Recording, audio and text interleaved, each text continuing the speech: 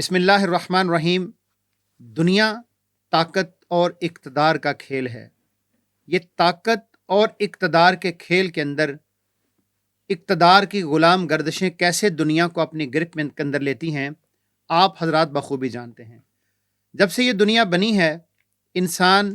سب سے پہلے دولت کے نشے کے اندر انسان رہتا ہے۔ کوئی بھی انسان دنیا کے اندر جب دولت کو اکٹھا کر لیتا ہے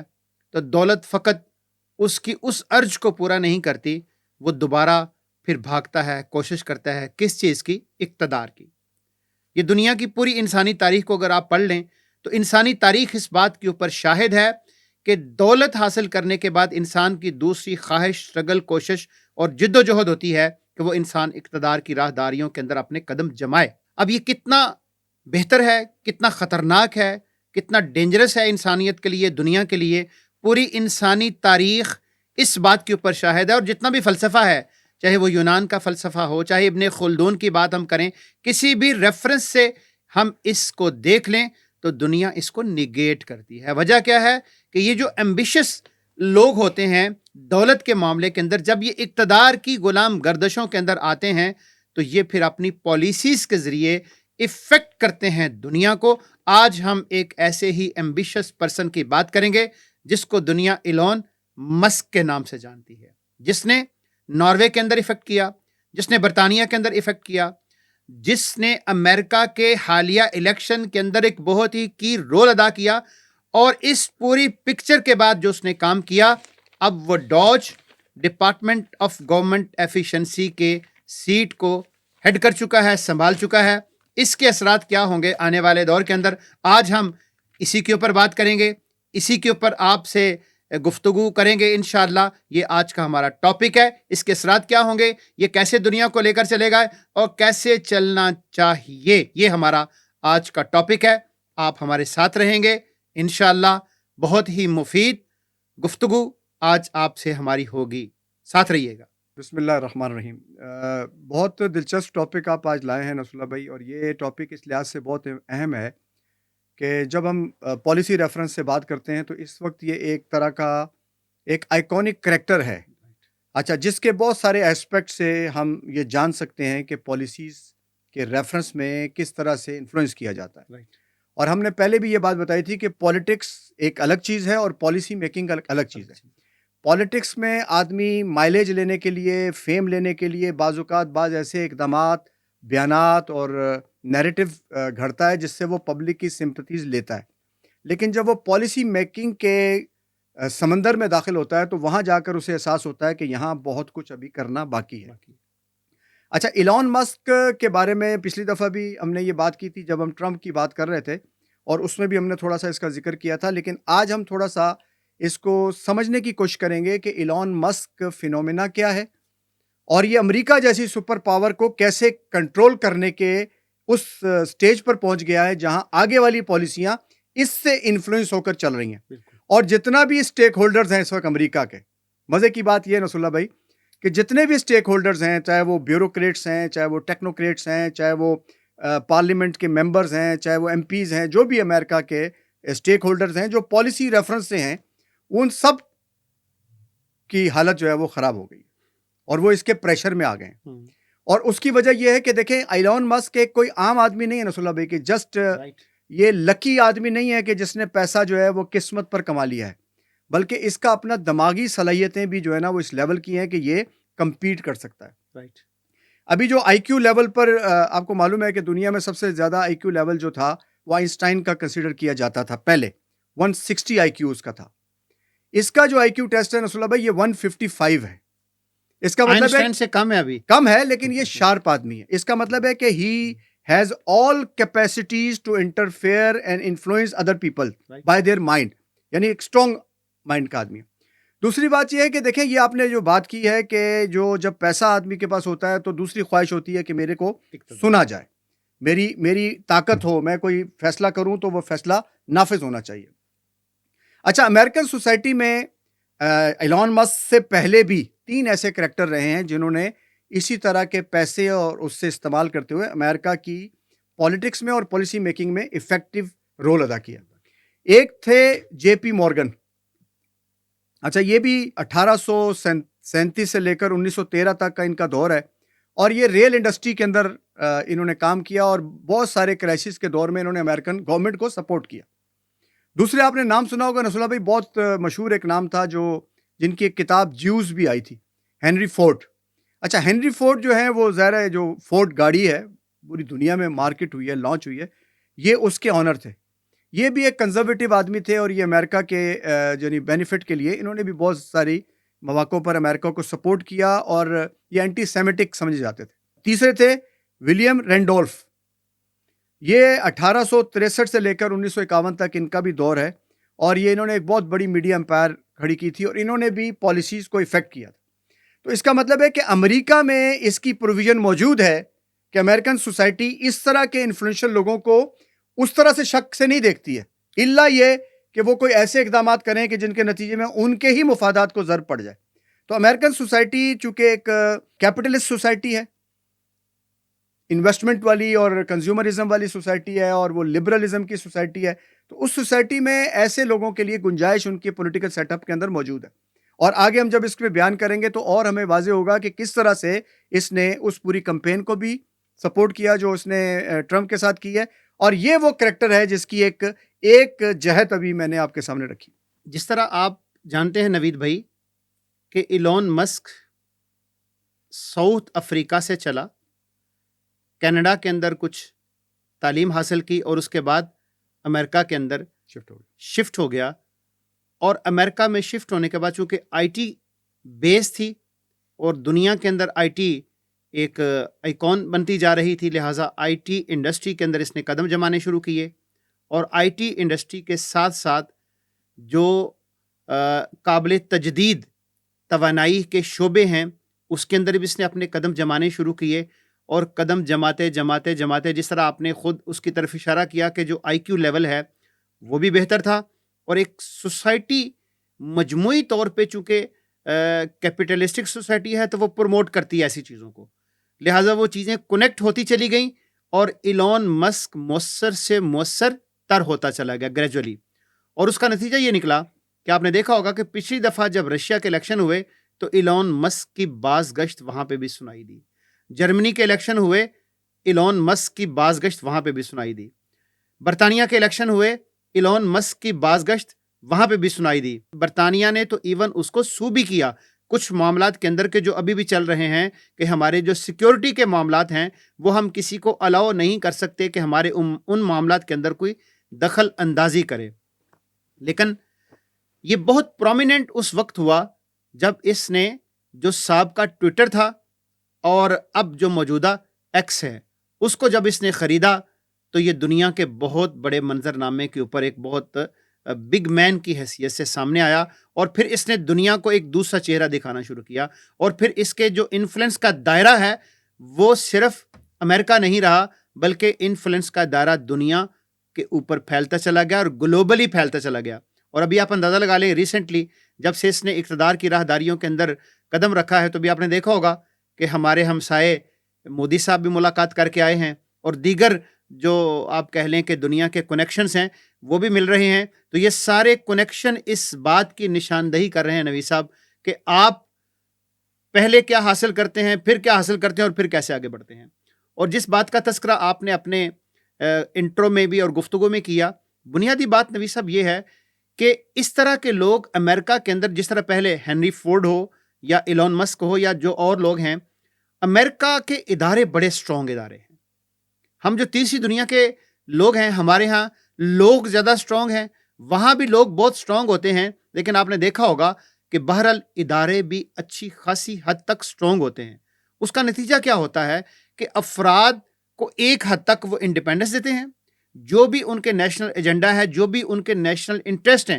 جب ان سے اوور فلو چیزیں ہونے لگتی ہیں تو وہ سٹاپ کر دیتے ہیں، چیزوں کو کسی نہ کسی دائرے کے اندر روک لیتے ہیں، لوگوں کو بہت اپنے نیشنل اس سے باہر نہیں جانے دیتے۔ تو یہ ایک فیکٹر پہلی دنیا کے اندر موجود ہے، پہلی دنیا کے جتنے بھی ممالک ہوں ان کے اندر یہ فیکٹر موجود ہے کہ ادارے سٹرونگ ادارے ہوتے ہیں، وہ اپنی چیزوں کے اوپر اس حد تک کمپرومائز نہیں کرتے کہ آپ بلڈوز کر کے رکھ دیں، جس طرح ہمارے ہاں ہوتا ہے کہ بالکل ہی آپ کہہ لیں کہ ایک آدمی آتا ہے بلڈوز کر کے رکھ دیتا ہے، کوئی نیشنل ایجنڈا کوئی نیشنل چیز آپ کی باقی بچنے ہی نہیں دیتا۔ اس کا نتیجہ یہ ہوتا ہے کہ آپ کی سوسائٹی کا تانا بانا بالکل بکھر جاتا ہے. تو یہ سچویشن ہے اس وقت کہ وہ اپنے اقتدار کی مسند کو سنبھال چکے ہیں, اور اس کا ایفیکٹ کیا ہوگا امریکہ اور دنیا کے اوپر, یہ وہ سوال ہے کہ جس کا ہم نے جواب تلاش کرنا ہے. اچھا نصر اللہ بھائی، جیسے آپ نے کہا کہ ایلون مسک نے جب ٹویٹر کو خریدا اور اسے ایکس بنایا، تو یہ آپ سمجھیں کہ ایک کلائمیکس ہے ایک فرد کے global stage per as a politician appear ہونے کا. رائٹ. اچھا، اب اس میں بھی دیکھیں نصر اللہ بھائی، جو اس سے پہلے بھی جو حالات رہے ہیں، ایلون مسک ظاہر ہے ایک بلینر رہا ہے، اور جس طرح بلینر ہے اور اس کے ساتھ ساتھ اس کا ایک چونکہ ایک آؤٹ اسپوکن آدمی ہے، خود انٹرویوز دیتا ہے، خود جاتا ہے مختلف جگہوں پر، اور ایک آئیکونک فگر ہے جس کو لوگ آئیڈیلائز کرتے ہیں، سیلیبریٹی ہے وہ. اچھا، یہ امریکن پریزیڈنٹ بننے کے لیے بھی بڑا ایک آئیڈیل آدمی ہے، لیکن اس کے ساتھ ایک لیگل ایشو ہے، وہ یہ کہ یہ چونکہ پیدا نہیں ہوا امریکہ میں، تو یہ امریکن پریزیڈنٹ تو بہرحال نہیں بن سکتا. یہ جو بن سکتا ہے وہ یہ بن گیا ہے. اچھا نصر اللہ بھائی، اب یہ کہانی یہ ہے کہ اس کی اگر ہم تھوڑی سی اس کو دیکھیں اور اپنے جو سننے والے ہیں ان کی اس پر تھوڑی سی ان کی رہنمائی کریں کہ یہ راتوں رات چیزیں نہیں ہوتی ہیں. ہوا یہ کہ جب یہ افیکٹو ہو گیا اور اس کی بات چیت ہونے لگ گئی، اس نے گورنمنٹ کے کئی پروجیکٹس میں، اس کی ایک کمپنی ہے اسپیس ایکس کے نام سے، جو مارس میں کام کر رہی ہے، اور ناسا کا یہ $8 بلین کا یہ اس کے ساتھ اس کے کانٹریکٹس ہیں. یعنی اس کی جو شٹلز ہیں یا اس کی جو سروسز ہیں یا اس کی جو ٹیکنالوجی ہے وہ استعمال کی جاتی ہے وہاں تک جانے کے لیے. تو اس لحاظ سے یہ کافی انفلوئنشل بھی ہے. دوسری، اس نے جو ہے نا الیکٹرک کار ٹیسلا بھی جو ہے وہ اس کے اندر بھی ظاہر ہے، یہ اس کا سی او بھی ہے. تو ان دو ریفرنسز سے یہ اس سے پہلے، یعنی اس الیکشن سے پہلے یہ کیا کرتا تھا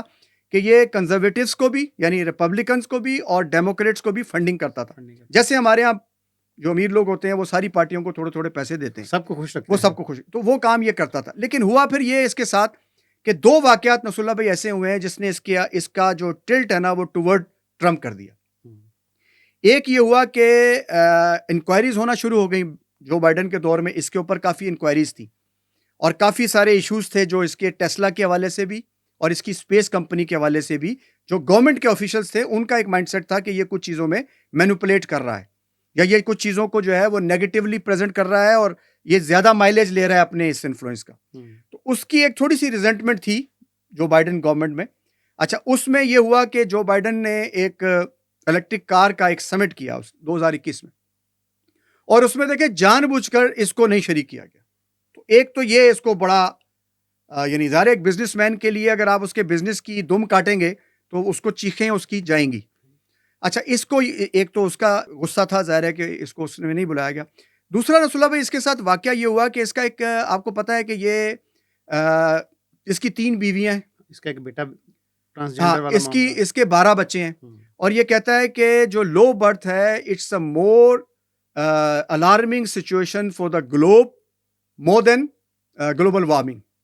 یعنی گلوبل وارمنگ سے بڑی جو اگر کوئی ایشو ہے تو وہ لو برتھ ریٹ ہے. تو اس نے بچے زیادہ پیدا کیے. اس کا ایک بیٹا جو تھا نا وہ ٹرانسجینڈر ہونے کی خواہش اس نے اظہار کی.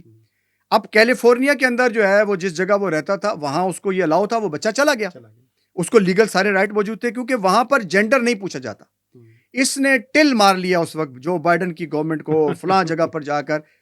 انہوں نے کہا جی ہم چونکہ یہ ایک رائٹس ہیں جو ہم نے دیے ہوئے ہیں، ہم ان رائٹس کو وائلیٹ نہیں کر سکتے. ایک تو جو بائیڈن پہلے ہی اس کے بارے میں ایک تھوڑی سی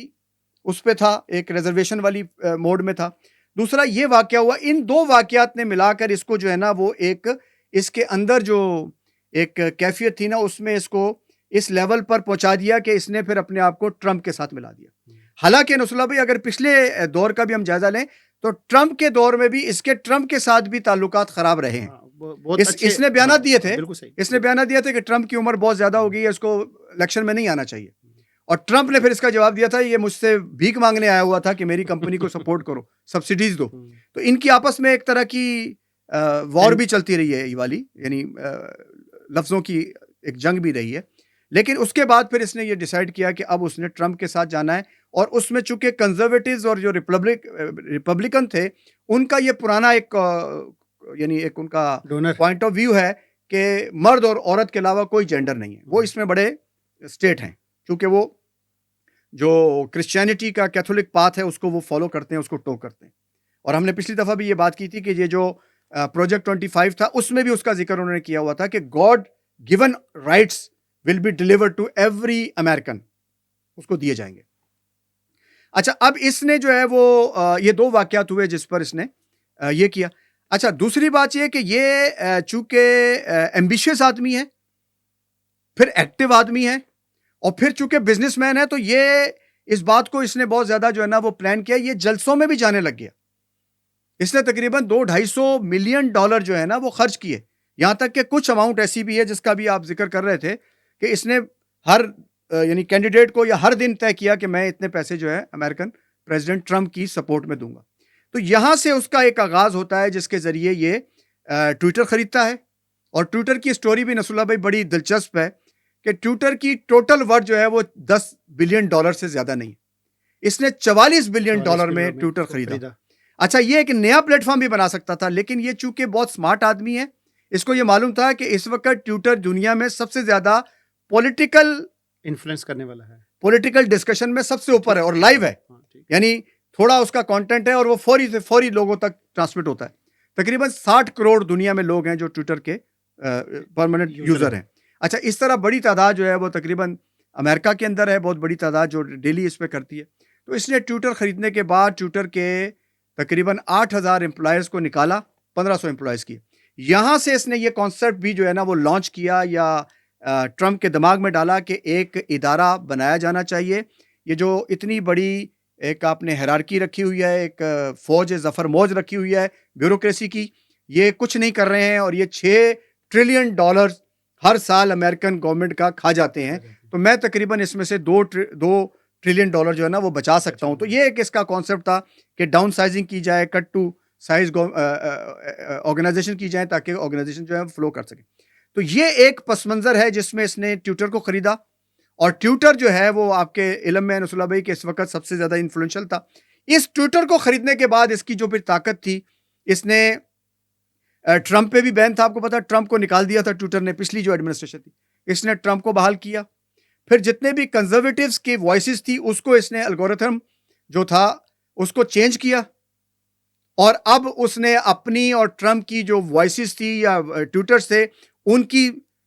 ریچ جو ہے نا وہ بڑھانا شروع کر دی. تو انڈائریکٹلی ایک ایسا مینیپولیشن کا ایک ایسا سائنٹیفک سسٹم اس نے ڈیولپ کیا کہ جس میں دیکھتے دیکھتے